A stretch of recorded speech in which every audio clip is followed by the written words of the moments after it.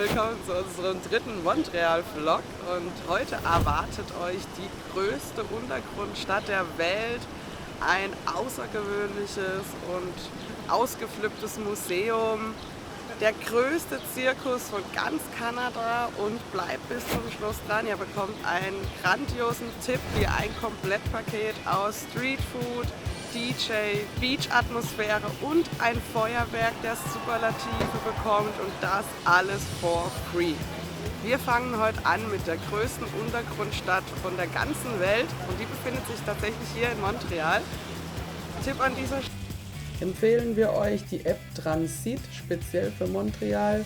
Hier könnt ihr einfach euer Ziel eingeben, hier zum Beispiel Square Victoria. Dann zeigt es euch alle möglichen Verbindungen an, wie ihr hinkommen könnt. Und das Geile ist, wie ihr hier sehen könnt, es zeigt sogar den Live-Standort der Busse an, wo die jetzt gerade sind und wann sie dann kommen. Und let's go!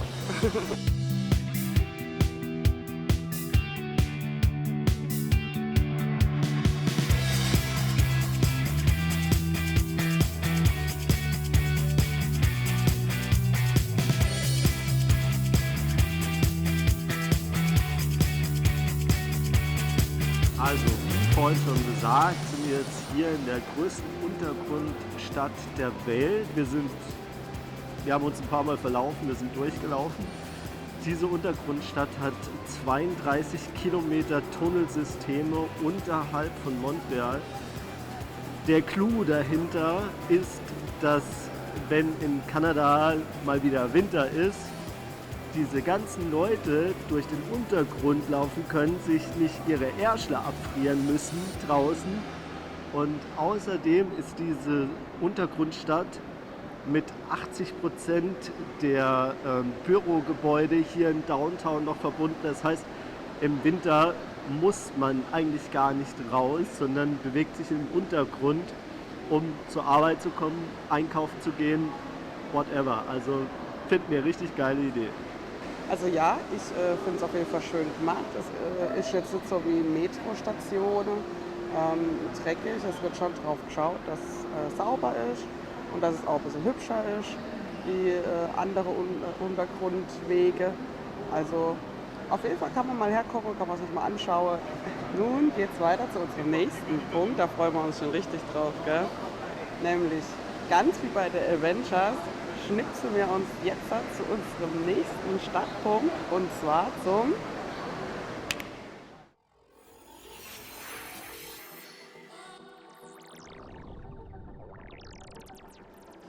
Museum der Illusionen in Montreal. Wir stehen auf Spezialeffekte und lassen uns doch hier gerne mal inspirieren, hinters Licht führen. Seid auf jeden Fall gespannt, wir freuen uns riesig. Ja, dann gehen wir mal rein.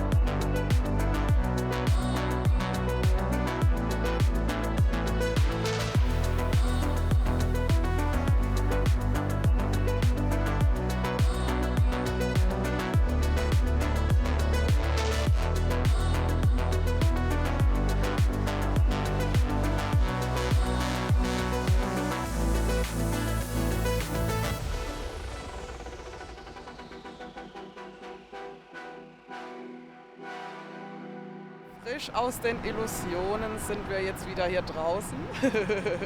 Crazy. Ja, war auf jeden Fall schön. Doch, war gut. Kann man auf jeden Fall mal machen. Ja, man muss sich ein bisschen dran gewöhnen, weil es sehr augenstrapazierend und das geht ein bisschen auf den Kopf, also ein bisschen Kopfweh kriegt man. Aber es lohnt sich auf jeden Fall mal reinzugehen und ein paar geile Bilder da drin zu machen, weil es gibt echt ein paar geile Spots und gibt schöne Erinnerungsbilder auf jeden Fall. Auf jeden Fall, ja, doch. Ein paar Sekunden später.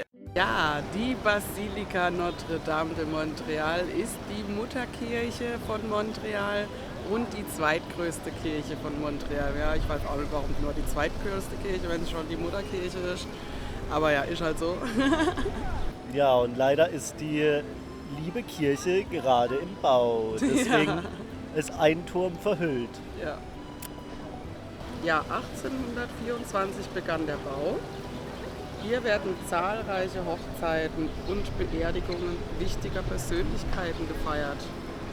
Also Orgelkonzerten von den besten Organisten weltweit finden tatsächlich hier statt. Diese Notre Dame ist tatsächlich die viertbekannteste Kirche in ganz Amerika. Und wir befinden uns jetzt tatsächlich im Old Montreal. Und da zeigen wir jetzt auf jeden Fall noch was.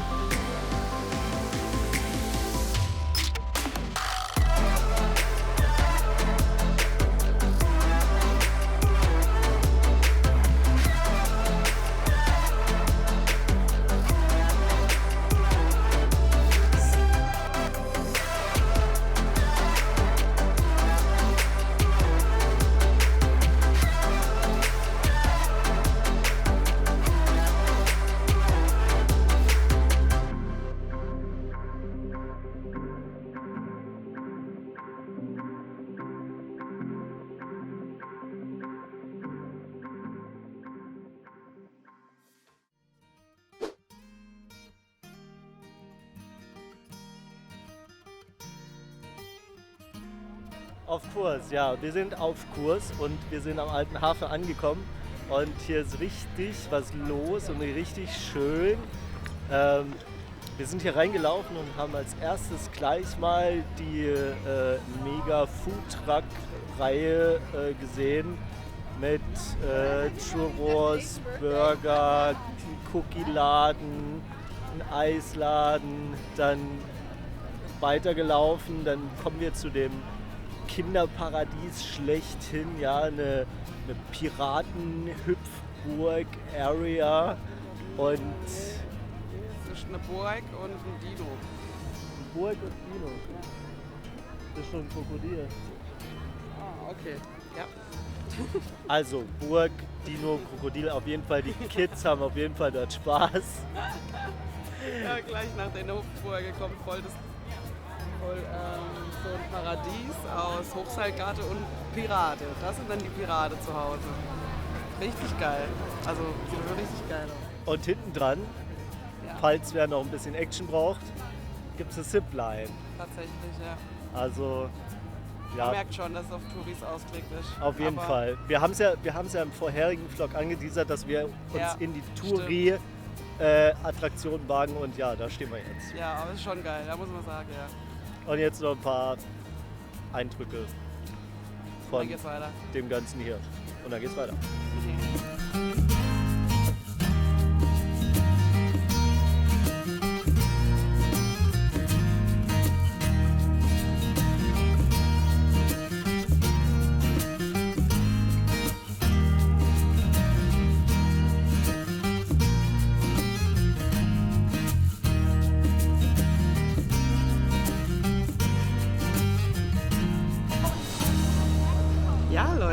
Wir stehen vor dem La Grande Roue von Montreal, das Riesenrad von Montreal, das hier zum 375. Jahrestag von Montreal erbaut wurde. Genau. Und hier direkt am Alten Hafen ist. Also seit dem 1. September 2017 ist das auch für die Öffentlichkeit zugänglich und ist somit das größte Riesenrad von ganz Kanada. Fun Fact nebenbei, ein Jahr später wurde Gras legalisiert hier in Kanada. Ja, wir waren uns jetzt gerade nicht sicher, ob es 2 Jahre oder 1 Jahr später war.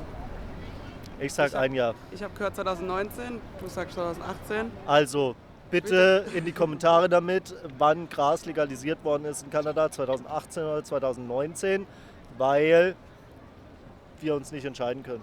Ja. Also der Bau von diesem Riesenrad hat tatsächlich 28 Millionen Dollar gekostet und ist seither das ganze Jahr täglich geöffnet von 11 bis 23 Uhr. Also können da das ganze Jahr herkommen und mit dem Riesenrad fahren. Und die eine Fahrt geht 20 Minuten. Und wir blenden ein, wie viel der Eintritt kostet. Im Vergleich, das Londoner Eye dauert 45 Minuten. Echt? Ja. Ich glaube, ich habe auch größer, oder? Ja, das Londoner Eye. ist größer. Ja. Definitiv. Gut, dann gehen wir gleich weiter zu der nächsten Sehenswürdigkeit direkt hier am Alten Hafen. Das ist praktisch gerade in der Nachbarschaft, ne? Gerade neben uns. Right.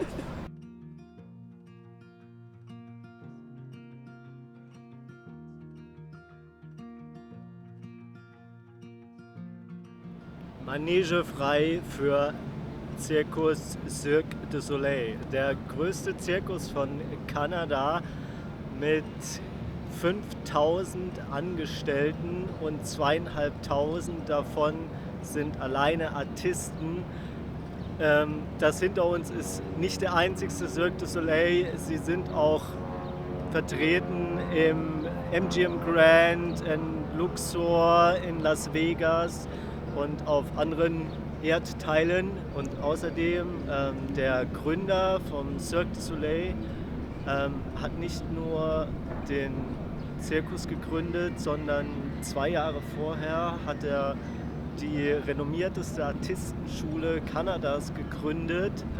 Derjenige, wo sich bewirbt bei dieser Artistenschule und tatsächlich zum Vortanzen kommen darf, hat schon mal weit geschafft, weil von diesen 500 Bewerbungen, was tatsächlich zum Vortanzen kommen, schaffen es nur 30 Stück tatsächlich diese Ausbildung zu beenden. Cirque du Soleil heißt auch auf Deutsch Zirkus der Sonne.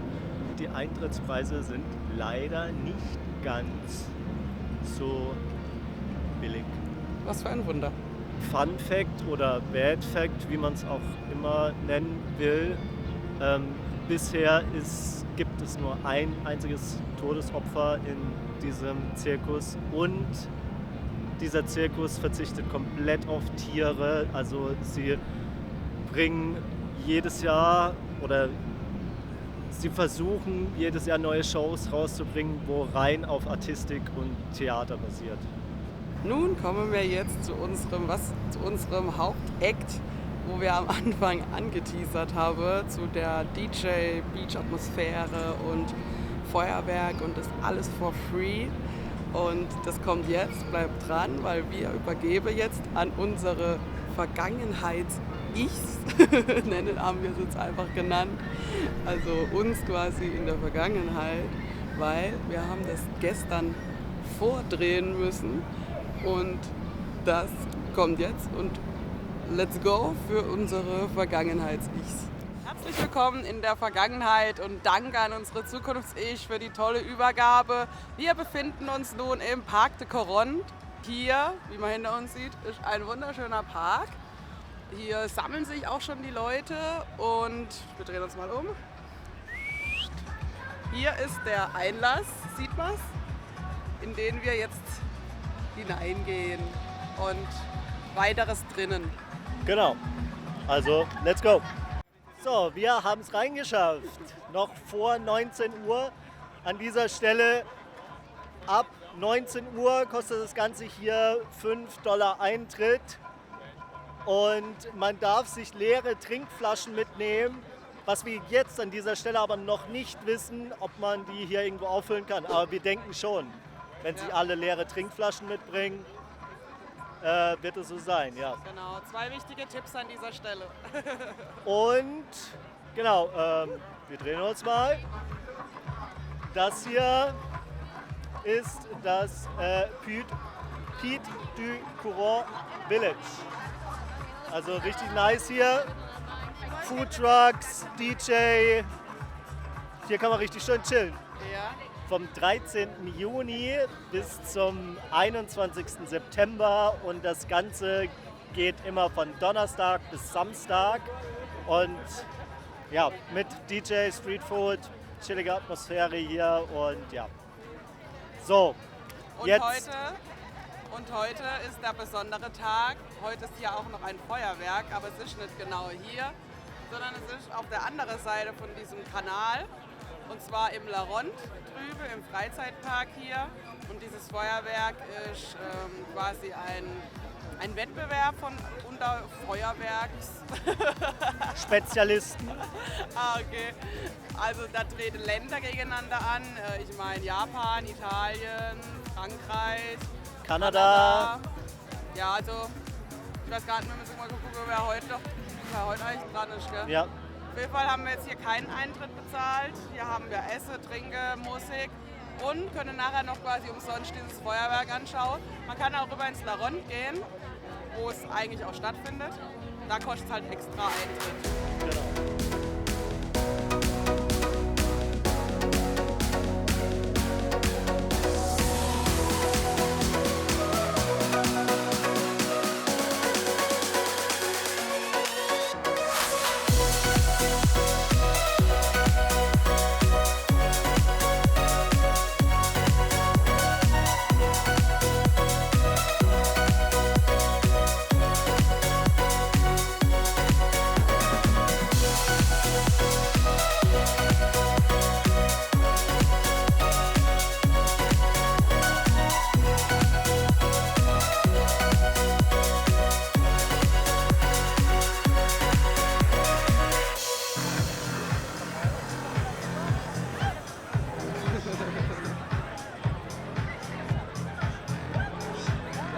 Was?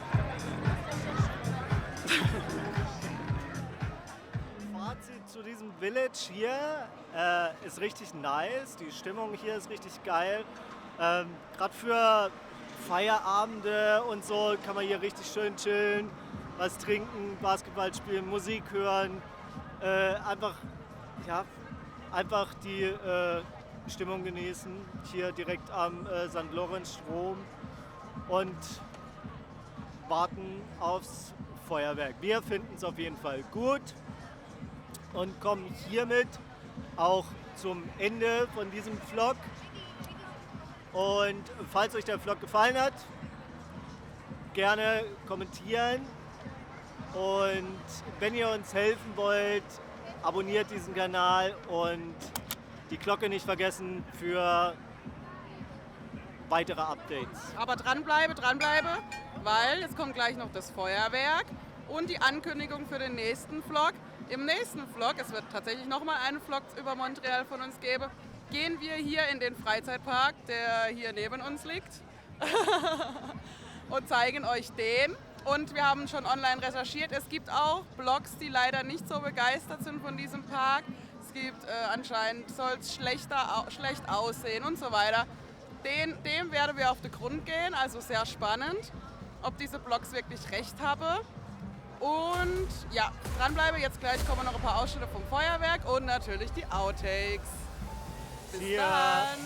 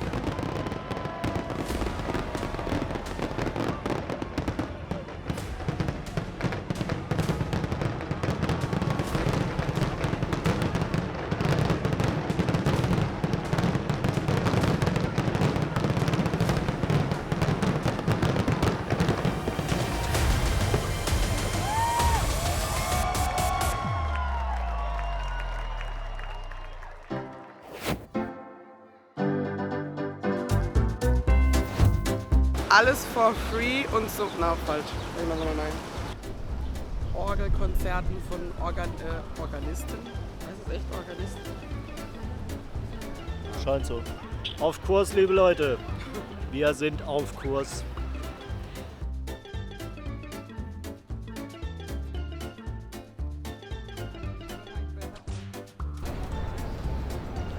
Und dieses Teil war echt teuer. Kannst du bitte warten, bis ich dann mit der Kamera gucke, wenn ich aufs Handy gucke? Ja.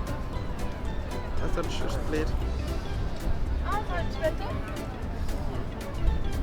Ja, der hat Geld. Was hat gesagt Ash mittlerweile? Ach so. Milliardär.